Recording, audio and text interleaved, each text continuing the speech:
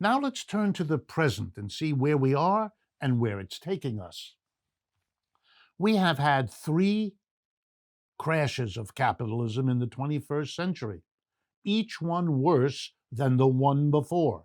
The dot-com crisis in the spring of 2000, the subprime mortgage crisis in the autumn of 2008, and the ongoing COVID-19 crisis that started in March of last year. Each one worse, each one more devastating, each one blamed on something else, but the capitalists at the top, they know they're in trouble. They know it because of the difficulties they face. They know it because of the criticism coming up left and right. Suddenly a socialist can run for president and do well. Suddenly socialists can run for Congress and win. Suddenly the critique of capitalism is everywhere, even on evening comedic programs on our TV. They know their situation is once again dangerous. And once again, it will be nationalism that they turn to, because they've done that from the beginning of this country's history. And the most graphic examples are right in front of us.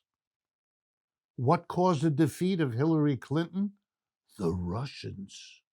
Not her, not her policies, not her program, not the condition of the United States. No, no, no. The Russians did it. And for Mr. Trump as president, who is the great threat to the Chinese?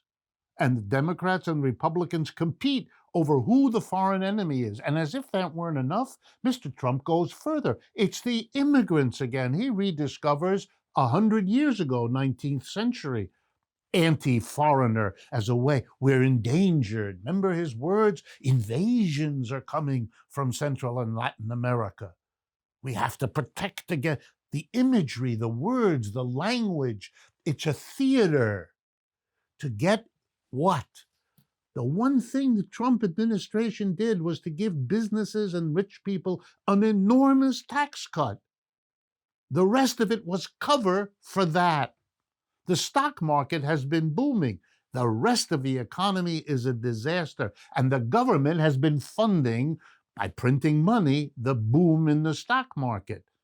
This is no rocket science, what's going on here. But there is a difference. It was reasonable, if narrow-minded, to protect capitalism in the 19th century and particularly in the 20th century, in the ways they got the US government to do, and for you and me to pay as taxpayers, for the wars, for the government bases around the world, for the repressive apparatus, for the tax cuts, for all of it. But capitalism has moved on, and that changes everything. The profit-making capitalists have left the United States in huge numbers and to a remarkable extent. They moved to China and India and Brazil. They are producing all over the world. Capitalism has become global, and in that process, the United States, for the capitalists, is less important than it ever was. And so now the nationalism has a problem it didn't have before. If you mobilize the American people against China, you are threatening the biggest investments American companies have made in the last 25 years, which are in China. 40 to 50% of what comes from China comes from subsidiaries of American corporations or businesses in China that are partly or totally owned by American business. Those global supply chains that President Biden's talking about, those were created by private businesses because they're profitable.